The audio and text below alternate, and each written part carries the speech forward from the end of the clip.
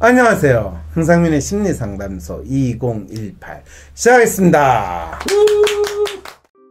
안녕하세요. 저는 작년 초 마음읽기라는 책을 통해 황 박사님을 우연히 알게 돼 그 후 박사님 책도 찾아 읽고 유튜브로 황심소를 찾아보는 사람입니다. 미디어랑 친하지 않아 애보랴 일하랴 혼자 바쁘게 살다 보니 여유가 없어서 이제야 WPI 검사를 받았어요. 계기는 스스로 아이디얼이라고 생각하고 있다가 황심소에 결혼 상담하는 27살 아가씨가 과거의 저랑 똑같고 그 아가씨가 에이전트라서 나도 혹시? 라는 생각이 들어서요. 책을 읽고도 한 번도 에이전트라고 생각해보지 못했는데 검사 결과 에이전트 트러스트가 나왔어요. 황심소에서 박사님은 에이전트 아가씨가 27살에서 30살에 결혼해서 40살쯤 결혼을 후회할 거라 하셨는데 박사님 말씀대로 단순히 결혼에 막연히 생각하다가 27살에 결혼한 저는 이혼하고 싱글맘이 되었네요. 박사님은 아시겠죠? 제가 이혼한 심리를요. 아무도 저를 모를 거라 포기하고 오로지 자식을 잘 키우는 인생만 생각하며 살고 있어요. 저는 세상 그 누구도 저를 이해할 수 없을 거라는 생각으로 슬프지만 표현 안 하고 꿋꿋하게 살아가려고요. 지금도 엄마는 전 남편이 나쁜 놈이란 건 인정하시지만 돈이 많으니 그 자식을 보고 참았어야 한다고 하시네요. 저는 결혼 전까진 어려움 없이 평탄하고 행복하게 발전하는 삶을 살아와서 남편이 된 사람을 용납하기가 힘들었어요. 결혼하자마자 아이가 생겨서 아이가 7살이 될 때까지 별거하며 버티다 이혼했고요. 너무 고통스러운 30대를 보내고 이제 40대를 시작합니다. 그 와중에 죽을 병에 걸렸다가 의지로 극복했어요. 오로지 아이를 위해서요. 죽고 싶었지만 아이를 꼭 책임지고 잘 키우고 싶어서요. 지금도 후유증으로 정상은 아니지만 제가 열심히 살아온 터여서 전문직이라서 넉넉지 않지만 살 수 있어요.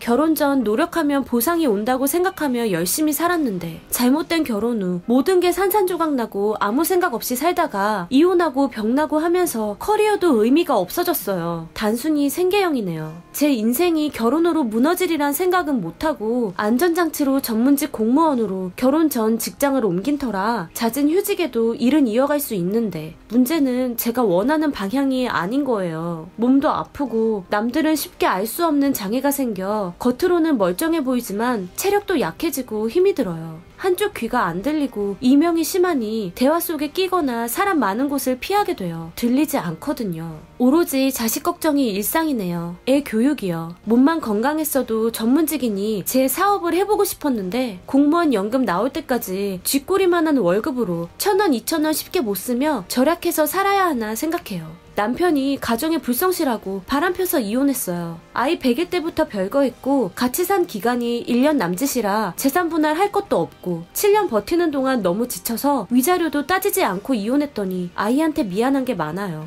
무엇보다 아이한테 냉담한 것이 아이 아빠로 자격 없다 생각했고 양육비도 안 주려는 걸 보니 역시다 싶은데 한편 아이가 너무 가여워서 힘드네요. 세상에서 가장 사랑하는 내 자식 잘 키우는 게 제 인생이 그나마 의미가 있겠죠? 아무리 힘들어도 자식 보며 사는 사람이 엄마니까요. 아이가 오늘 놀러가서 혼자 있는 시간을 이용해 사연을 보내요. 항상 붙어 지내니까요. 결혼 전 제 별명은 공부할 때 독종이었고 사회에서 부장님은 얼음공주라 불렀고 동료는 자유로운 영혼이라 했어요. 결혼정보회사에 가입은 안 했지만 상위 레벨로 최고 신부감이었고 당시 남편도 최고 학부 졸업 부유한 집안이었지만 인성이 제 기준으로 엉망이었고 용납이 안 됐고요. 결혼하고 바로 알았지만 동시에 임신도 알았어요. 결혼하자고 매달리던 남자가 결혼 후 돌변하더라고요. 20대 초부터 소개팅 할 때마다 남자들이 결혼 얘기를 꺼내서 막상 연애도 못하고 도망치기만 하다가 집에서 독촉해서 29살 막차에 결혼하자는 남자와 결혼하고 이혼해서 싱글맘으로 살아가는 저 같은 여자는 앞으로 어떤 인생을 살아야 할까요? 나름 열심히 산 것 같은데 한편 막 산 것 같이 느껴져서 우울해요. 자식한테만 집착하게 되는 상황이니까요. 에이전트인 제가 앞으로는 어떤 목표를 향해 달려야 할까요? 가정의 화목, 건강, 발전, 직업적 성취, 부유함을 소중한 가치로 꼽았는데요. 전문성을 살려 사업도 하고 싶고 아이가 영특해서 인정받게 만들고도 싶은 욕심이 있지만 현재 안정된 직장이라 퇴직하면 연금이 나오고 아이가 착한 심성이어서 어디서든 사랑받는 사람이 될 것 같아요. 더 이상 이상적인 가정을 바라지 않고 혼자 잘 살아야 한다고 굳히긴 했지만 그 이상 뭘 더 어떻게 해야 하나 정리가 안 돼서요.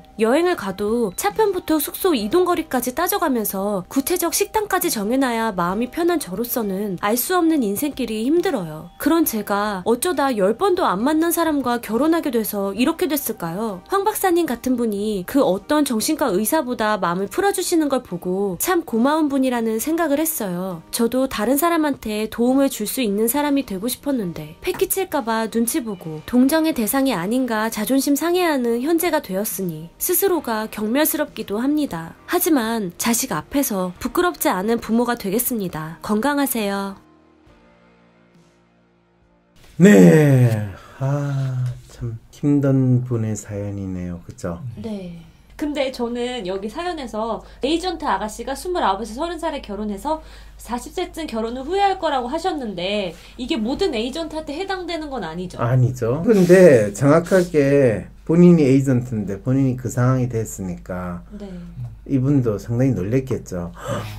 아니 저분이 지금 하신 상담이 지금 나를 보지도 않았는데 이 에이전트한테 던지는 황모 박사의 저주인가 뭐 이렇게 되는데 네. 사실은 그건 에이전트의 문제라기보다는 어떤 상황이 벌어지냐면 에이전트는 상당히 유능하거든요. 네. 이 특히 웬만큼 본인이 능력이 있으면 그럼 20대 후반 30대 초반이 가장 인생에서의 프라임의 시기예요. 그쵸. 이쁘고 돈도 이제 잘 벌고. 그렇죠. 젊고 예. 전문적인 영역에 있으면 그럴 때 이제 프라임 시기에 본인이 몸값이 가장 높을 때 네. 결혼을 한다고 본인이 이 시기를 놓치지 말아야 된다는 생각에서 그냥 웬만큼 괜찮아 보이면 결혼을 하게 돼요. 네.